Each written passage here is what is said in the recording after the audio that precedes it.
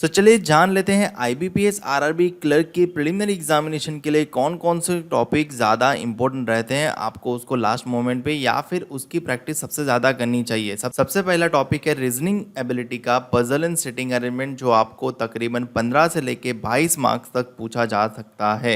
Inequality और syllogism दोनों ही पूछे जाते हैं और दोनों ही अगर पूछे गए तो आपको 10 मार्क्स जैसा मिल जाएगा। और अगर कोई एक आध शिफ्ट में ऐसा हो गया कि इन दोनों में से कोई एक ही टॉपिक आएगा तो वो 5 नंबर में आएगा। अल्फा न्यूमेरिक सीरीज अगर क्लर्क की एग्जाम है तो काफ़ी इंपॉर्टेंट हो जाता है और आपको 5 नंबर का अल्फा न्यूमेरिक सीरीज होता है। और उसी का चैप्टर में जो नंबर बेस या वर्ड बेस सीरीज पूछी जाती है वो भी 5 नंबर में आपको देखने को मिलता है। तो अल्टीमेटली ये पूरा चैप्टर आपको 5 से 10 मार्क दे जाता है बड़े ही आसानी से।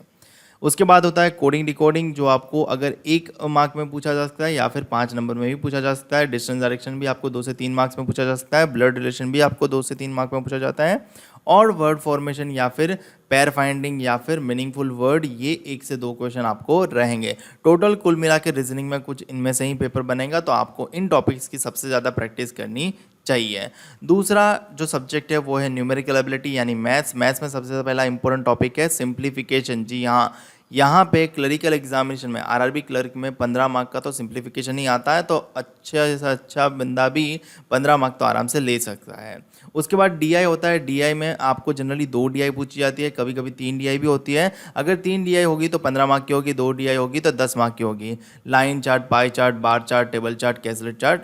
नेक्स्ट अगर नंबर सीरीज की बात करें तो नेक्स्ट टॉपिक नंबर सीरीज रहता है। नंबर सीरीज आपको 5 मार्क में पूछा जाता है। मिसिंग नंबर सीरीज कुछ शिफ्ट में आएगा, कुछ शिफ्ट में रॉन्ग नंबर सीरीज आएगा।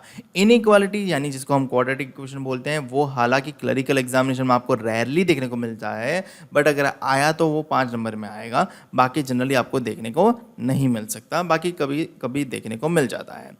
एरिथमेटिक, बाकी बचे सारे क्वेश्चन एरिथमेटिक चैप्टर से आएंगे, तो यहाँ पे 8 से 12 मार्क का एरिथमेटिक चैप्टर्स के क्वेश्चन आप काउंट कर सकते हो, जैसे कि ये सारे chapter percentage, profit and loss, रेशन, proportion, partnership, age, train, speed time distance, boat and stream, simple interest, compound interest, mixture and alligation, etcetera etcetera.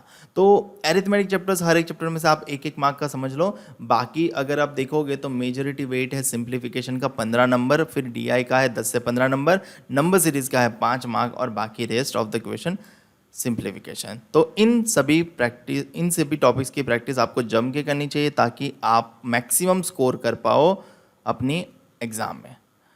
आप सभी को अपनी अपनी एग्ज़ाम के लिए ऑल द वेरी बेस्ट। मिलते हैं अगले वीडियो में।